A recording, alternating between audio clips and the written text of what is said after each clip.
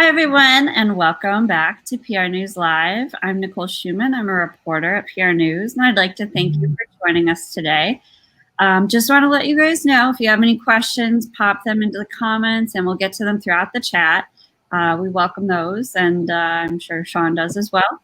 And with that, I'd like to introduce Sean Tuffnell, Director of Communications at Susan G. Komen.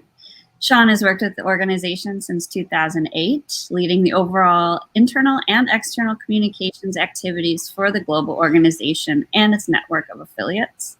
And today we're going to talk with Sean about National Breast Cancer Awareness Month and why the messaging may have evolved, but it's still very relevant, even 35 years later. So welcome, Sean. We're glad to have you here. Thanks, Nicole. I'm happy to be here. Great. And first, I'd like to talk about an article featured in PR News this week about Breast Cancer Awareness Month. It's called Brands Urge to Approach Breast Cancer Awareness Month Honestly. And I'm going to pull that up on my screen here so everybody can see it. Let's see. Okay, there we go. The article talks about brand campaigns that, while well-intentioned to draw awareness, sometimes the campaigns come off as hollow without a real message or call to action. And you might remember in past years, in October being the month where everything from candles to yogurt to football players' gloves and cleats turned pink to promote awareness and fundraising. And awareness was effective. But wanted to ask Sean, how has this messaging changed over the years? And how has Komen worked to provide transparency? Yeah, thank you for asking. It is an issue that we're very concerned about. Susan G. Komen has been around for nearly 4 decades and really helped launch the industry of cause-related marketing. And we're some of the very first organizations to work with brands to work together and collaborate on a cause and to have our pink ribbon associated with it. But we also know that there are a lot of brands and companies out there that are, after knowing that people like that halo effect, want to participate and show their support for breast cancer and maybe even profit off of it.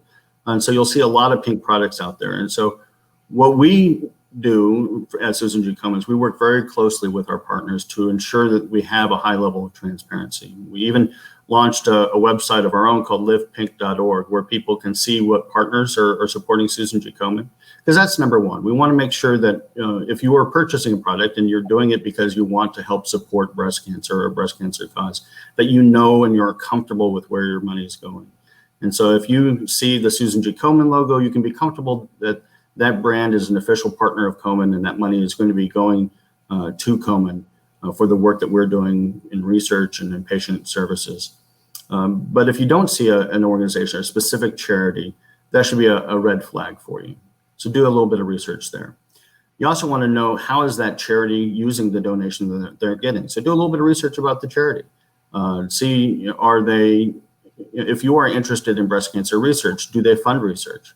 If you're interested in advocacy, do they fund advocacy? Look for a charity that meets your needs, and hopefully it's Susan G. Komen, but it might not be. There are lots of wonderful breast cancer organizations out there and cancer organizations. So do a little bit of research and find the one that meets your personality and your interests and your passions. And lastly, look to see, how is the donation being made? Is it based off of is it a flat donation? Is it based off of a percentage of sales? So that you know whether or not your purchase is actually making a difference. Because for organizations like Susan G. Komen, these partner programs are not about awareness. They're not about just getting the issue of breast cancer out there. After 35 years of National Breast Cancer Awareness Month, everybody is aware of breast cancer, and we know that. But they are a key part of how organizations like Komen raise the funds that are necessary to conduct our mission. And this is particularly important in times like COVID, where organizations like ours that rely heavily on in-person events, runs and walks, this is a way that we diversify that revenue, make sure that we still have the funds to do the research, to do the advocacy, and to support patients. And Sean, what is the exact mission of Komen, and where does the funding go that you guys raise? So, our mission, first of all, we were established, 37 years ago with a vision to end the world of breast cancer. Our mission is to save lives by meeting the most critical needs in our communities and investing in breakthrough research. And so we are unique in the breast cancer space, and that we're the only breast cancer organization that actually touches kind of a 360 approach of the disease. We invest in breakthrough research. We conduct public policy advocacy at all levels of government to work on compassionate public policies. And we also provide a bevy of patient support programs, whether that be through treatment assistance, patient navigation. We have a free, toll-free helpline where people can call in to get more information about their breast cancer and understand their diagnosis and learn what resources might be available for them to help with their treatment journey. That's awesome. And speaking of the work that you do, we actually have a question that came in. Just wondering about your background and what did you get your degree in, and how else is having the right degree to get to the position that you're in? It's interesting because I've got my oldest daughter just started college, and I talk to my kids a lot about being open to where life's path leads you. And amazingly enough, I did not get a degree in public relations or communications.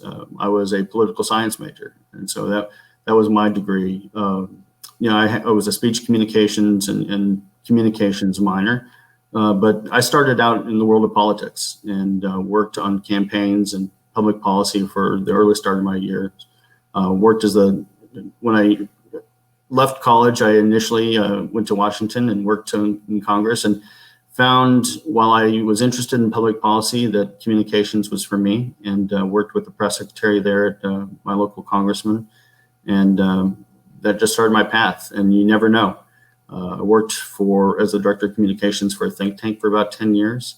And while I enjoyed communicating abstract ideas and working on policies that might be enacted 10 years from now, I missed that sense of immediacy and how you can have a direct impact on people's lives. And that's what brought me to Komen.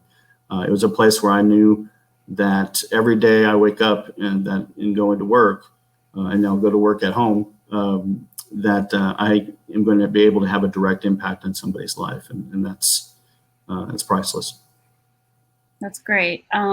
So we're just going to roll into the topic that we want to talk with you about today.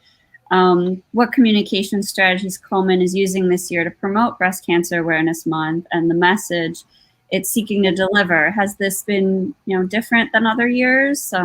Yeah, it really has, for a variety of ways. First, I would say, 35 years ago, National Breast Cancer Awareness Month was started not by Komen, but by other organizations in the breast cancer community in general, as a way to bring breast cancer out of the shadows and to talk about it and to promote early detection, make sure that women were getting their mammograms. And after years and decades of this work, we've saved a lot of lives. The mortality rate for breast cancer has dropped by 40% since 1989. Mm-hmm. But in many ways, we've also become the victims of our own success. For years, the communications and marketing for organizations like Komen was all about survivorship and trying to give that hope that if you get early detection, that your relative chances of survival, your 5-year survival rate was about 98%. And what that did is it created over time a sense that breast cancer was solved, that there was no longer a problem. All that you saw in your marketing and in news stories were shiny, happy people, survivors, and wearing their pink shirts. And the reality is that 42,000 people die of this disease still in the US alone every year. And that if you are metastatic, which means that you have stage 4 disease, it's spread to other parts of your body, there is no cure. And these are the people that die. And so we have made a concerted effort over a number of years to try to reignite that sense of urgency and let people know that this is still a problem. Now, this year in particular, we've made a more significant shift. Our marketing campaign this year is called Moments, because talking to breast cancer patients and people that have gone through this, we know that everybody has that moment in time where there was life before breast cancer and life after breast cancer. Or maybe in a moment of hope, a moment where they got into a clinical trial and that changed everything for them. And so we're really spotlighting that and using artworks. And we were very privileged to be able to have some photographs that the two couples took throughout their breast cancer journey to really pull back the curtain and show in a very intimate, personal way the stark reality of this disease and what people go through. And I get emotional just thinking about the imagery. So we're pairing that marketing with a messaging campaign that one of the challenges of organizations, particularly one that has such a broad mission like Komen, is that often people don't realize everything that you do. They think that, okay, Susan G. Komen, you're the people who do the races and the walks, and that's about all, or that you just do awareness, or that you just fund research. And they're not aware of the advocacy that we do or the patient support that we do. They are not aware of the patient navigators that we fund that hold people's hands throughout their entire breast cancer journey. So the messaging that we have been doing through the fall and really all year is a shift towards really telling that story of the different layers of the breast cancer journey and how Komen is helping to support people throughout that process in the many different ways that we do it. I think that's interesting, and something that brands and nonprofits can learn from is that it's important to listen to your audience and look at their journeys and what they're going through. We have been doing a lot of listening. We really have. In fact, this week, what we have heard over the number of years that the metastatic breast cancer community in particular has not always felt at home, and they don't feel represented in with Susan G. Komen or in the breast cancer community in general, because everybody is talking about survivors and early stage breast cancer, and that's not them. Their outlook is not as rosy, and so we have made a concerted effort to really try to tell that story and to raise funds. This week on Tuesday was Metastatic Breast Cancer Awareness Day within the entire community, but we've dedicated the second year in a row the entire week to talk about that. We did a satellite media tour yesterday where we had both a researcher and someone living with metastatic breast cancer, and we did about 28 TV and radio interviews across the country, and we put out op-eds and information, and we've dedicated all of our online fundraising for this week to metastatic breast cancer research. So if this is something that's important to you, I encourage you to go to Komen.org and donate, particularly this week, to make sure that you're helping fund that research.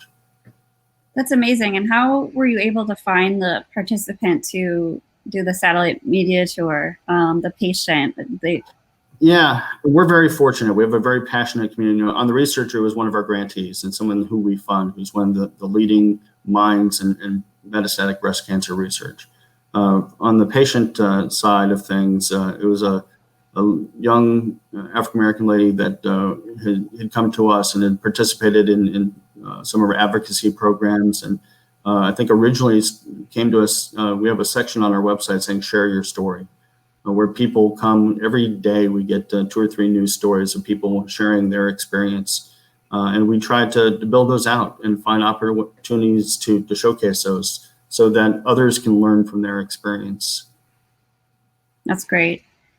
I guess, this has been, 35 years ongoing. How has, why did Komen feel that its messaging needed to evolve? What were you seeing that, said, hey, we need to update our message or go in a different direction? Yeah, and so like I mentioned, this really started a number of years ago where we saw that there was a sense of complacency. And so we wanted to make sure that we were updating that. We started a campaign about 2 or 3 years ago called Unacceptable, where it was we were hitting the head. And it was talking about the statistics that 42,000 women and men still die every year. That if you're Black, that you are 40% more likely to die of breast cancer than your white counterparts. That for Hispanic women, that is the #1 cancer killer. So we wanted to hit those numbers, but we also felt that this year it was important for us to tell the true story of what it's like to go through breast cancer, and particularly during this time during the pandemic, where people have been focused on other things. And we understand that there's a ripple effect. Breast cancer is not canceled; it is still there, and we are very concerned that we're going to lose the progress. I mentioned that 40% reduction in mortality rates since 1989. The reality is, with this pandemic, people are not getting screened. They're not getting in and getting their diagnoses. Diagnoses have, by some measures, have dropped by 50%. Screening and diagnostic exams dropped by 80% over the summer. It doesn't mean those cancers aren't there. They're just not being detected. And so we know that the NCI has said that their projections, because of reductions in screening and diagnostics and disruptions in treatment, that they're projecting over the next 10 years between breast and colorectal cancer, an additional 10,000 deaths. And so we're very concerned that the progress that we've made is not going to continue, and that we're going to have a little bit of a cancer tsunami coming up. So we are focused on trying to get people back into screening to make sure that treatment is not interrupted. With people losing their jobs and losing their insurance, we're doubling down on the treatment assistance program and our helpline, and really focusing on those things where Komen can directly support patients and help them get through this, so that we don't lose ground and we're able to save more lives. Yeah, that's super important. And you guys have been known for working with partners here and there. And we do have a question about partnerships, which I'll get to in a second. But how has your work, how is at Komen, how has the work with partnerships changed over the years? Yeah, we're very fortunate to have a number of partners, and that's one of the reasons why Susan G. Komen is going to weather this pandemic, because of the generosity of our partners and the individual donors that are out there. We have hundreds of donors and partners that have a variety of different types of programs, and a lot of it is based off of their ability to raise a program and raise the funds. And so, like any other organization, right, we have tiers. But as we're moving forward and shifting how we do partnerships, we want to make sure that a relationship with Susan G. Komen is not a transactional relationship. It's not about, you give us money and we'll give you access to our logo so you can get that halo effect. We really want to become a part of the DNA of that company. So that we are doing employee engagement programs with them and opportunities for them to volunteer, that we are looking at ways to co-collaborate on programs that directly impact patients. We have a program with Natura Bissé, and yes, there's a fundraising element to it, but there's also, we're working hand in hand with them we understand that one of the things about going through cancer is you have a lot of side effects, and there are skincare needs that people don't think about. And so we're working with their aestheticians to make them comfortable working with cancer patients and providing those basic needs that they may have. We have a partnership with Walgreens, and they're very interested in research. And so we're working hand in hand to use big data to be able to accelerate research discoveries. So wherever we're developing a new partnership, we're looking for ways that we can scale, and how can we get into new communities and use their platforms to really impact change, in addition to, of course, the fundraising aspect of it. That's great. And I know you guys used to partner with the NFL. I'm not sure if you still are. Yeah, it's funny. That's one of those things about Susan G. Komen is the face of the breast cancer movement. We often are confused for other partnerships. The NFL is actually a partner of the American Cancer Society. But when all the gloves and shoes turned pink, people just naturally assumed it was Komen, but that's actually ACS. Good branding. Because we did have a question here from Justin, who asked if the partnership with the NFL was born on the NFL side with SGK or on the SGK side. Well, like you said, that's American Cancer Society. Yeah, so. American Cancer. We would love that partnership. We have a similar partnership with the WWE, in fact. Oh wow! It's one of those things that it's interesting working here is that because everybody has been touched by breast cancer in some shape or form.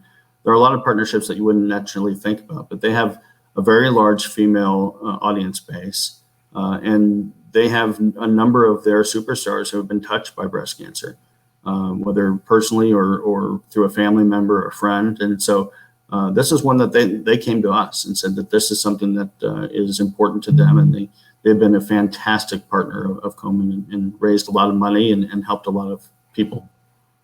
That's cool, and they have such a huge following now of the female wrestlers as well, so which I'm sure helped to probably play a part in what you all are doing. Yeah. So that's great. And I know fundraising is obviously part of what you guys do. As you said, you're used to having runs and walks, and especially in the fall, month of October. But with COVID, you know, what are you doing virtually to get the message out? Yeah, I mean, that's a great question. It's interesting because this, you know, hit for everybody right in the early spring, March timeframe.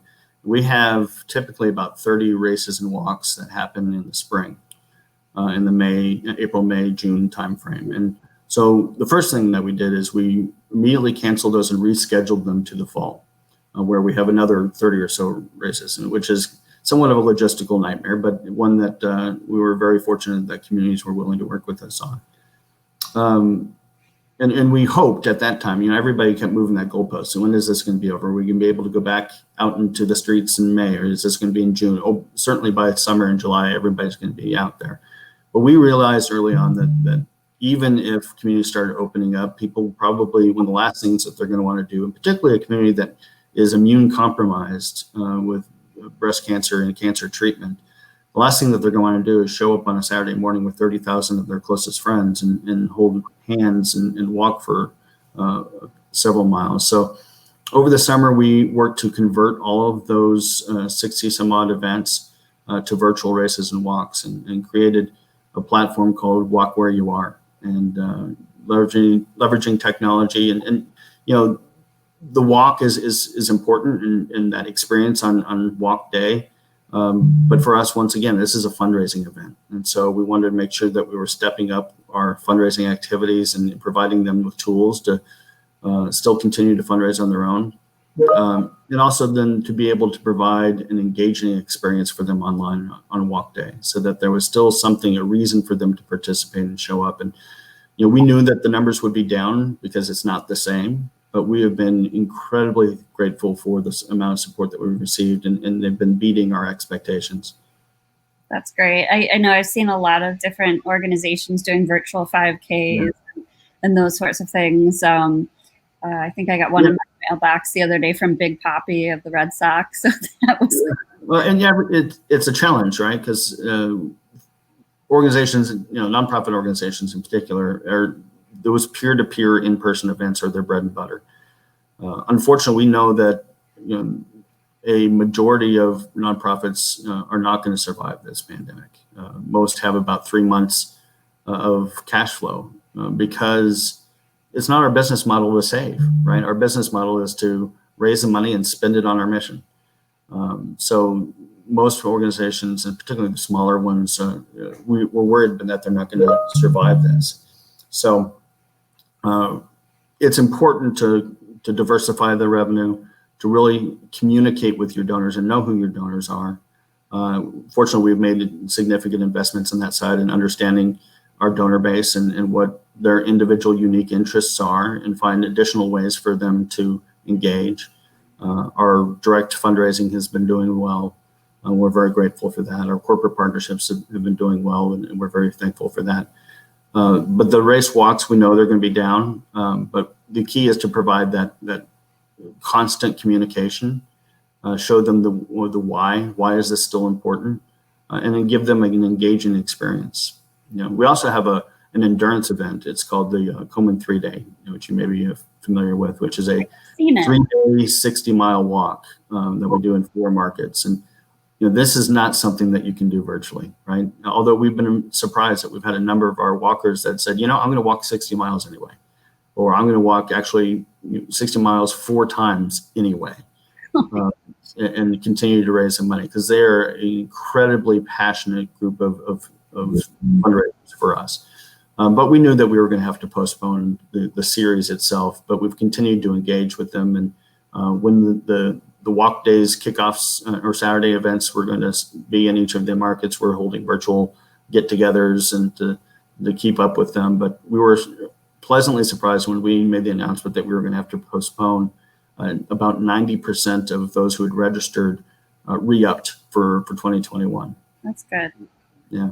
Good. I'm glad to hear that. And I'm glad you guys are able to provide a platform for, the community too, to still interact and engage and still feel like they're a part of it. Well, that's just it. For us, community is not about where you live. It's about a set of shared experiences. So, the breast cancer community, the metastatic community, they all have unique experiences that they share, and it doesn't really matter where you live. And so we've been leveraging technology significantly, particularly over those past several months, to be able to continue to support and engage with our communities wherever they happen to live. Well, that's great. And I wish you guys the best, and keep working on that. And, we're everyone's supporting you in every way. So I appreciate that. And thank you for the time. Thank you for coming on today, Sean. Always so fast. I want to thank you all for joining PR News Live today and for taking the time out of your busy schedules. And speaking of nonprofits, I want to remind everyone that our first entry deadline for the CSR and Nonprofit Awards is November 6th. It's an awesome program, honors the most talented communicators and campaigns that are working to really make the world a better place. You can find more information at our website under the awards section. And thank you all again. We'll see you next Wednesday. We're going to be hosting Michelle Nome. She's the president of the African American Marketing Association. We're going to talk about some more diversity issues, so important in this world, everything that's going on. So thanks again, everyone. Stay well. Thank you.